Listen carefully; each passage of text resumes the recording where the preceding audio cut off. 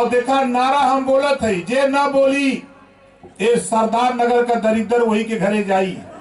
500 करोड़ रुपया एक व्यापारी को, उद्योगपति को बिना ब्याज का लोन देने का कानून।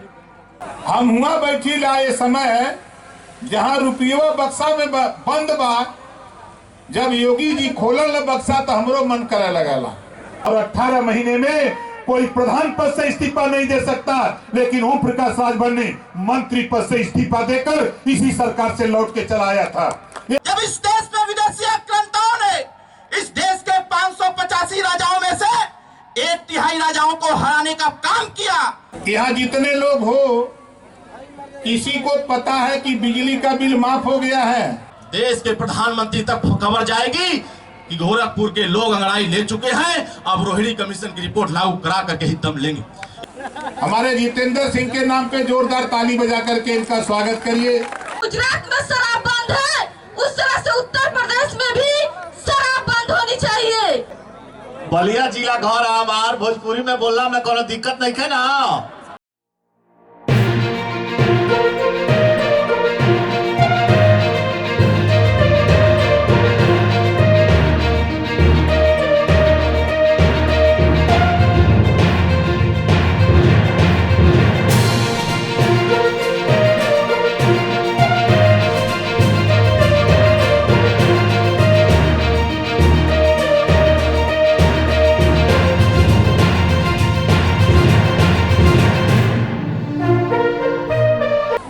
यहाँ जितने लोग हो, किसी को पता है कि बिजली का बिल माफ हो गया है? वो लोग पता है नहीं? और कितने लोग चाहते हो कि बिजली का बिल माफ हो जाए? सब लोग चाहते हो। देखो, हम लोग आपको बुलाकर जानकारी दे रहे हैं। आप लोग अपने पास जानकारी रखो, उसकी उपयोगिता करो। देश के प्रधानमंत्री जी ने एक कानून बनाया है, अब आपके छत पर सोलर पैनल लगेगा और उसी सोलर पैनल से बिजली की सप्लाई आपके घर के अंदर और घर के बाहर, चाहे आप बल्ब जलाओ, चाहे ट्यूबलाइट जलाओ, चाहे पंखा और फ्रिज, चाहे एसी चलाओ, ये कानून देश के प्रधानमंत्री जी ने बनाया है। और होगा कैसे? ये होगा कैसे? आपको 75% सब्सिडी मिलेगी। आपके छत पर सोलर पैनल लगाने का खर्चा यदि 10,000 रुपया आता है तो 7,500 रुपया उत्तर प्रदेश सरकार देगी। 2,500 रुपया लगाकर सोलर पैनल लगा के फ्री बिजली जलाने का काम करो। आप बताओ, कोई जानकारी कोई नेता दे रहा है? आपको यह बात बता रहा है? नहीं। एक साल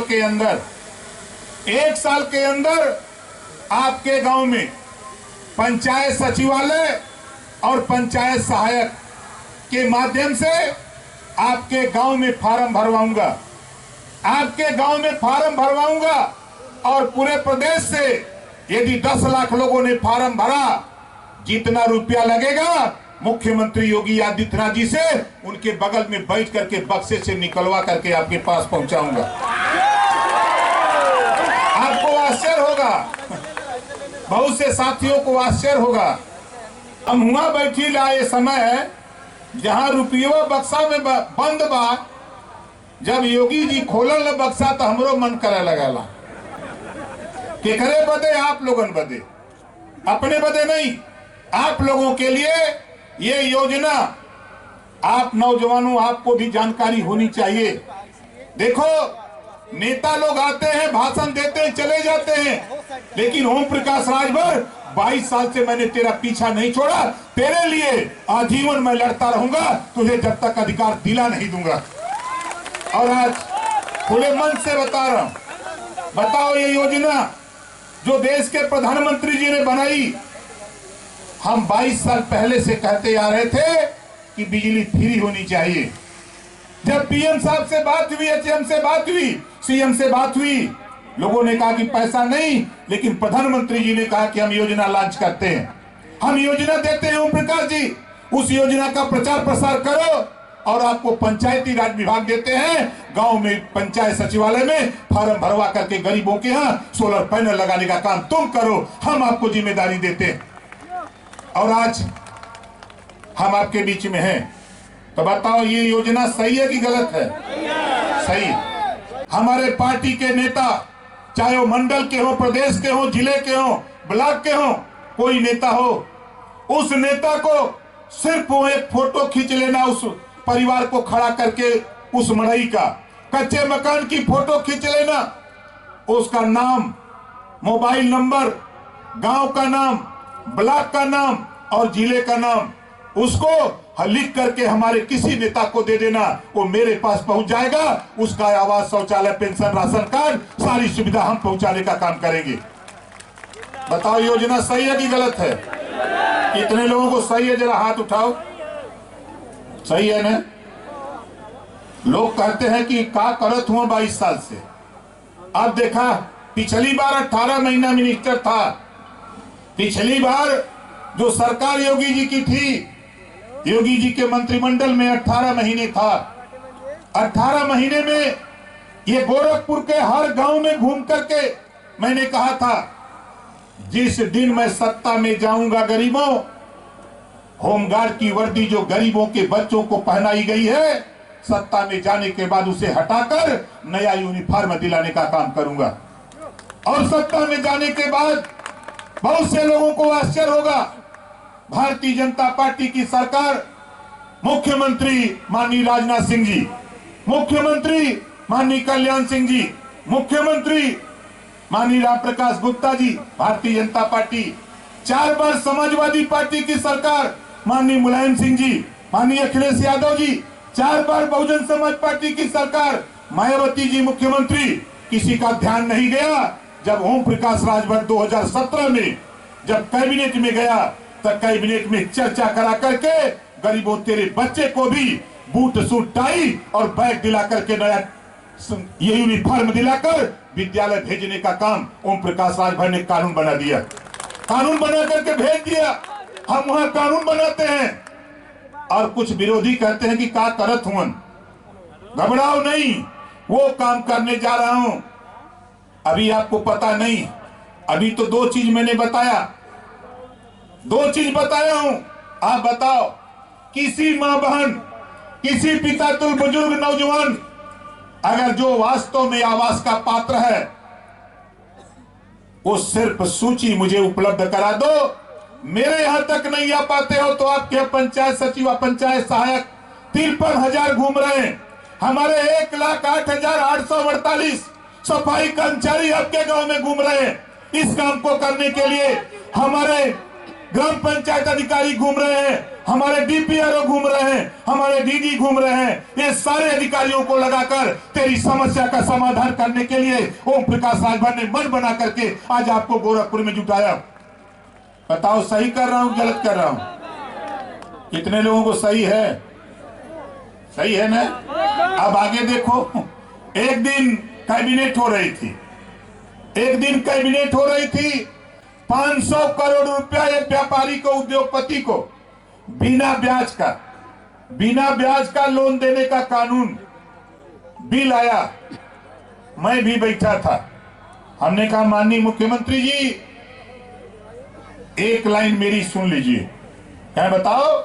हमने कहा बताना यही है कि जिस नौजवान को हम नौकरी नहीं दे सकते, ऐसे नौजवानों के लिए आप अगर 500 करोड़ उद्योगपति को बिना ब्याज का लोन दे रहे हो, तो 5 लाख रुपया नौजवानों को भी बिना ब्याज का रोजगार करने के लिए कानून इसी में पास होना चाहिए।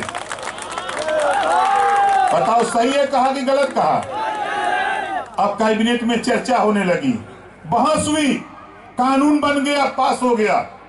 कोई भी नौजवान किसी जाति धर्म का लोन लेगा, सरकार 5 लाख लोन दिलाएगी। आप लोन लेके कारोबार करो। उसकी अधिकतम न्यूनतम शिक्षा कक्षा 8 पास, उम्र 21 साल से 40 साल, ये तय हुआ। सरकार 5 लाख रुपया लोन दिलाएगी और ब्याज उत्तर प्रदेश सरकार, योगी सरकार देगी, आपको 1 रुपया भी ब्याज नहीं देना पड़ेगा। ये कानून ओम प्रकाश राजभर ने पास करा दिया। बताओ ये कानून सही है कि गलत है? सही है। आप बताओ, हम लोग सदन में सरकार में रहकर ये आपके हित के लिए काम कर रहे हैं कि अपने हित के लिए? बोलो, आपका हित है कि नहीं? इससे ये काम हम लोग लग करके मेहनत से काम को कर रहे हैं।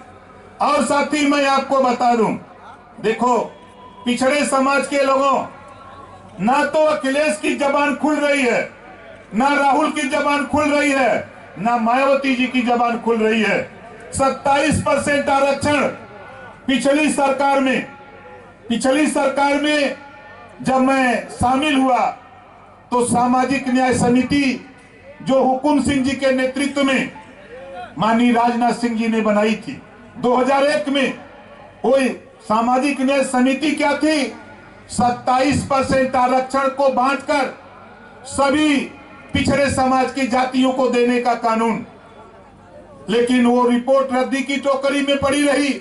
जब मैं सत्ता में गया, सत्ता में जाने के बाद 2017 में जब मैंने देश के वर्तमान गृह मंत्री, प्रधानमंत्री और सूबे के मुख्यमंत्री से चर्चा किया तो लोगों ने कहा रिपोर्ट पुरानी है। मैंने कहा नई रिपोर्ट तैयार करा लो। और राघवेंद्र सिंह, पूर्व रिटायर्ड जज हाई कोर्ट, उनके नेतृत्व में 3 सदस्यीय कमेटी बनाकर रिपोर्ट तैयार करा लिया। 7, 9, 11 27% आरक्षण को बांट दिया। और पिछड़े समाज के, खास तौर से अति पिछड़े समाज के लोगों, चाहे कचेर समाज के लोग हो, चाहे नाई गोपाल प्रजापति हो, चाहे चौहान बिंद के बटमल्ला राजभर हो, चाहे आरकर बंसी बंजारा बहेलिया हो, चाहे जोल्हा दुनिया सारी साईं दर्जी फकीर हो, जितने भी लोग पिछड़े समाज में आते हो, 7, 9, 11 7% में मजबूत जातियां, 9% में उससे कम मजबूत और 11% में सबसे कमजोर जातियों को एक सूचीबद्ध करा करके सबके बेटा बेटी को सिपाही, दरोगा, डॉक्टर, मास्टर, इंजीनियर, कलेक्टर बनाने का दरवाजा खोलने की पूरी ताकत मैंने लगाया। इन्हीं कारणों से मैं असफल हुआ। लेकिन उसी बीच देश के प्रधानमंत्री जी ने कहा मैं रोहिणी आयोग का गठन कर रहा हूं, राष्ट्रीय स्तर पे मैं पिछड़े समाज की आरक्षण को बांट करके देना चाहता हूं। ओम प्रकाश राजभर, आप छोड़ दो सामाजिक न्याय समिति। मैंने कहा कि नहीं, मैंने जनता से वादा करके आया हूं। आप अगर रोहिणी आयोग की बात करते हैं तो हम सरकार से इस्तीफा देने की बात करते हैं।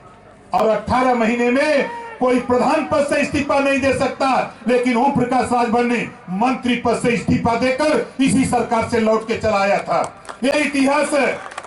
और आज भी कह रहा हूं, रोहिणी आयोग ना तो अखिलेश को याद है, ना मायावती को, ना राहुल को, ना प्रियंका को, ना सोनिया को, किसी को याद नहीं। याद है तो ओम प्रकाश राजभर और योगी आदित्यनाथ जी, याद है तो अमित शाह जी गृह मंत्री, याद है तो प्रधानमंत्री। हम भी लगे हैं इस काम में, हम भी लगे हैं। जिस दिन साथियों 27% रिजर्वेशन का बंटवारा लागू हो जाएगा, उस दिन नाई का बेटा, गोड़ का बेटा, कचेर का बेटा, पाल का बेटा, प्रजापति का बेटा, चौहान का, बिंद का, केवट का, मल्ला का, राजभर का बेटा भी सिपाही, दरोगा बन करके आपके बीच में दिखाई देगा। ये कानून हम बनाने के फिराक में पड़े हुए, इस बात को लेकर के हम संघर्ष कर रहे हैं। और आपसे कहना चाहता हूं कि देखो, देश में एक कानून बना है, 1 nation 1 ration card. 1 nation 1 ration card का कानून अगर देश में पास हो सकता है, 1 नेशन 1 इलेक्शन का कानून बनने की तैयारी में है, वो भी पास हो जाएगा, तो 1 नेशन 1 एजुकेशन का भी कानून, एक देश एक समान शिक्षा, जो अमीर के बेटा बेटी को पढ़ाई होती है वही गरीब के बेटा बेटी को भी पढ़ाई होना चाहिए। इस तरह का कानून हम बनवाने के फिराक में हैं। बताओ, एक समान शिक्षा, कितने लोग चाहते हो कि एक समान शिक्षा लागू हो? इसके लिए भारतीय समाज पार्टी ने अपने मंच से, इसी नाते हम अपना आंदोलन चलाते हैं, हम अपने लोगों को समझाते हैं। हमारा मकसद, हम बिहार भी जाते हैं, नौजवानों गूगल पे देख लेना, फेसबुक पर देखना, ट्विटर पर आपको मिलेगा नवादा का कार्यक्रम। 50,000 वहां का नौजवान अंगड़ाई लिया हुआ है कि नहीं? ओम प्रकाश राजभर, अगर यूपी में एमएलए मंत्री बना सकते हो तो बिहार में भी आओ, हम भी एमएलए एमपी मंत्री बनना चाहते हैं, आप हमारा भी साथ दो, हम बिहार भी जाते रहते हैं। अभी इसी 30 तारीख को पिछले मैं गया था अरवल, लोग कहते थे कि वहां नक्सलाइट रहता है। जब मैं अरवल गया वहां भी 50,000 नौजवान, हमारी माताएं बहनें व्याकुल होकर के कि नहीं नेता आया है, नेता हमारी लड़ाई लड़ने के लिए आया है, हम नेता के साथ रहेंगे। और बता रहा हूं साथियों, पूरे देश की राजनीति में भूचाल ला दिया। और आज हम सर्किट हाउस में रुके थे, हमारे पत्रकार भाई लोग कहें गोरखपुर में क्यों मीटिंग हो रही है? अरे गोरखपुर में नई मीटिंग थोड़ा है, पिछले साल भी गोरखपुर शहर में महिला सम्मेलन किया था। बोलो किया था कि नहीं किया था? हमारी माताएं बहनें गई थी कि नहीं गई थी? गए थे ना? जाने का असर क्या हुआ आपको पता नहीं? जाने का असर क्या हुआ वहां? देश के प्रधानमंत्री जी के संदेश, मुख्यमंत्री जी का संदेश, हम लोगों के कार्यक्रम का संदेश, 56 जिलों में जब हम लोगों ने महिला अधिकार रैली के नाम से जब कार्यक्रम शुरू किया, हमारी माताएं बहनें जुटी, तो देश के प्रधानमंत्री जी ने 33% रिजर्वेशन राजनीति में महिलाओं को लागू कर दिया। आज 100 एमएलए बनेंगे तो 33 हमारी माताएं बहनें, 100 सांसद तो 33 हमारी माताएं बहनें बनेगी। इस नाते हम आपके बीच में आपसे कहने के लिए घूम रहे हैं कि तेरी बहू अगर पढ़ी लिखी है उसको राजनीति में ले आओ, अगर तेरी बेटी पढ़ लिख रही है उसको भी राजनीति में ले आओ। 6 साल के बाद ये कानून अपना रूप लेने जा रहा है और महिलाओं का आरक्षण लागू होने जा रहा है। मेरी सोच है कि तेरे बीच से, हमारे समाज के बीच से कोई भी बेटी एमपी और एमएलए बन करके जब दिल्ली में या लखनऊ में बोले तो रानी लक्ष्मीबाई बन करके सदन के अंदर खड़ा करके बोले, लगे कि कोई शेरनी ललकार के बोल रही है, अपने अधिकार के लिए लड़ रही है। इस तरह की सोच लेकर हम आपके बीच में, आपको लगा होगा अभी राधिका पटेल जी, राजमती निषाद जी इधर सामने खड़ा हुई है, राधिका बिंद जी, गीता राजभर, इधर जितनी महिलाएं बैठी है सब लोग आ जाइए, थोड़ा पीछे हो जाए, आगे बढ़ते जाइए सब लोग, आगे जाइए, मोबाइल रखो नेता।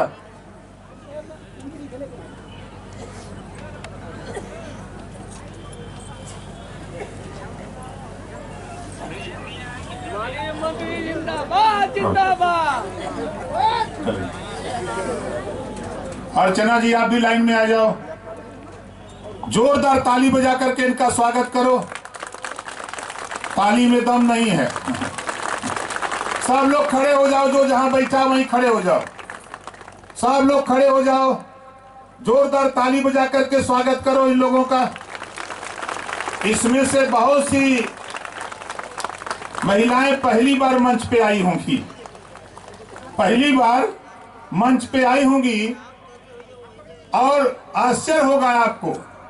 हम ऐसे हर जिले में, पूरे देश में हम कोशिश कर रहे हैं कि हमारी बहू बेटियां राजनीति में आगे आवे और मंच पे आकर के अपना भाषण भी दे सीखें। चूंकि 2029 में जो कानून पास होने जा रहा है उसके लिए हम लोग अभी से तैयारी कर रहे हैं। तो हम एक नारा लगा रहे हैं, और देखा नारा हम बोला थे, जे ना बोली ये सरदार नगर का दरिद्र वही के घरे जाई। जय सुहेलदेव, दोनों हाथ उठा के बोलिए, जय सुहेलदेव, जय सुहेलदेव, भारतीय समाज पार्टी जिंदाबाद, जिंदाबाद जिंदाबाद, भारतीय समाज पार्टी जिंदाबाद, जिंदाबाद जिंदाबाद, भारतीय समाज पार्टी जिंदाबाद, जिंदाबाद जिंदाबाद। एकरे बाद लखनऊ चले के हुई, तो बताओ लखनऊ के चली? तो लखनऊ चले बदे पैसा चाहिए, हम ज्यादा नहीं 10 रुपया हमें चाहिए। तब बोला 10-10 रुपया के दे, सब लोग देबा ना, वही तोरे रुपया से ट्रेन बुक कराई। स्वतंत्र और बंधुत्व न्याय होना चाहिए। अगर वो एक्चुअल में कोई न्याय कर रहा है आपके साथ, तो माननीय ओम प्रकाश राजभर जी कर रहे हैं। ये माताएं आई हैं हमारी। माताओं, आप बताओ, उत्तर प्रदेश में दारू जरूरी है कि शिक्षा जरूरी है? कितने लोगों को लगता है कि शिक्षा जरूरी है? जरा हाथ उठा के बताओ तो, दोनों हाथ उठा के बताइए। उत्तर प्रदेश में शिक्षा जरूरी है ना? तो अब आप बताओ माताओं, हाथ नीचे करो। कितने लोग चाहते हैं कि उत्तर प्रदेश से दारू बंद हो जाए? हाथ उठा के बताइए। अरे आपको ताजुब होगा, ये ओम प्रकाश राजभर दारू बंदी की बात क्यों कर रहा है? इसलिए कर रहा है कि एक साल में गरीबों को दारू पिलाने के लिए 23,000 करोड़ रुपया सरकार देती है, और आपके बच्चों को पढ़ने के लिए 900 करोड़ रुपया। यही लड़ाई है भारतीय संविधान के समानता के अधिकार के तहत। उत्तर प्रदेश में दारू बंद होना चाहिए, और दारू बंद करवा करके 23,000 करोड़ रुपए का प्रयोग बच्चे और बच्चियों की पढ़ाई में होना चाहिए। साथियों, यह लड़ाई माननीय ओम प्रकाश राजभर लड़ना चाहते हैं। ये देश में गरीब ज्यादा हुआ कि अमीर ज्यादा हुआ?